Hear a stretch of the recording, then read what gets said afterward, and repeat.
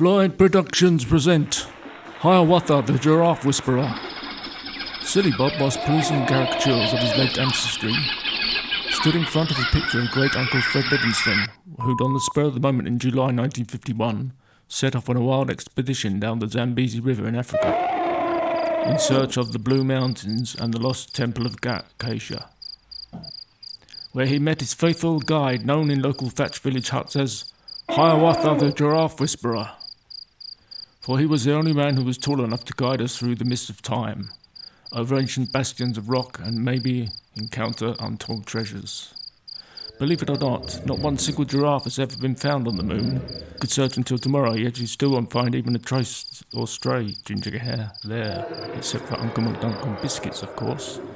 Anyway, giraffes don't wear kilts. You could climb up one's neck and almost touch the moon, though the lanky animal favours various herbs, fruits and nuts, especially the leaves of the acacia tree. There you'd find he. Super Squirrel said, "That's also nuts." Silly Bob, "Yes, you coconut, almonds mainly." Super Squirrel, "Nuts, nuts, nuts, nuts, nuts, nuts, nuts." Silly Bob, "And the ground's so hard in Africa, it's hard to bury nuts there anyway. You can't bury a stunning person in the ground, they're too busy standing there stunning themselves. Mind you, the squirrel is always stunned when he invariably can't find his nuts. It's a different matter under the acacia tree, but you can't talk to a giraffe about it, as it can't hear you up there. Hiawatha couldn't bath his legs for much too long. It made all the villagers laugh, not half, when his pet giraffe came along. But being of equal stature, Hiawatha whispered a few words in his ears, asked he, as it did feast, as if it would be pleased to carry him by its neck, down to have a dip beside the river east, by Eck, in the water near the wildebeest. Oh, no, you think that'd be the end of this little tale before I send it by squirrel mail? We'll discuss his occasional meal. As the squirrel's nuts grow stale, the dinner bell begins to peal." Silly Bob poured out a drink, swept the dust off his portrait of Rembrandt, and lit up a cigar, and between puffs said,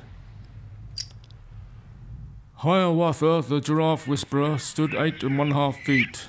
When once he sat down, was still taller than me. That me was Fred, 5 foot, not feet.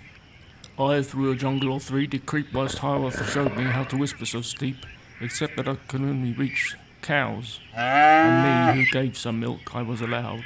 Still, it makes you feel proud." Cupid's stunt in those days obviously was unaware of this. Looked so small without his rocket-powered boots.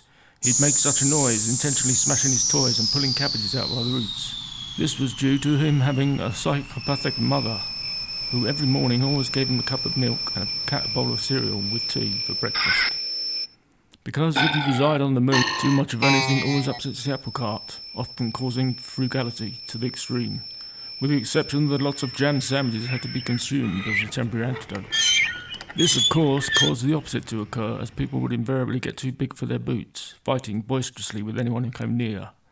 The antidote for that was, yes, you've guessed it, cabbage soup, deliciously served down the Dog and Duck pub.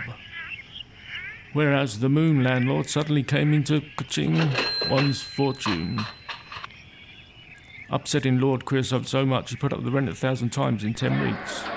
The owner of the pub made so much money he offered to buy the Creosote estate. The Count Dracula had shares in, as Creosote monetised most of their factories there. This upset everyone else on the moon. Bodyguards had to be deployed. The arguments got so loud it could be heard by Beep, Neil Armstrong's wife on Earth, who said to them all, "You wouldn't be here if it wasn't for my husband, so be quiet." Consequently, everyone under 18 is left to wander on the moon. You silly Bob. You silly Bob. You silly Bob.